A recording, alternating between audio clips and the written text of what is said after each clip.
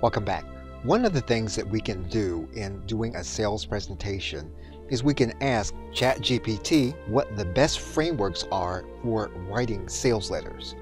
And so we're going to do that right now. And we're going to ask a specific question, and we're going to ask the chatbot to list 10 frameworks. And once we have our information in, we're then going to click enter. Once you have your frameworks, one of the things that you can do based on the information that you already have in your conversation with ChatGPT is to ask the chatbot to use it as a context. And so that's what we're going to do right now. We're going to ask the chatbot to use one of the frameworks to write a specific sales presentation. And we're now going to click enter. And we're going to allow ChatGPT to do its work with the framework we've asked it to use for the above sales presentation.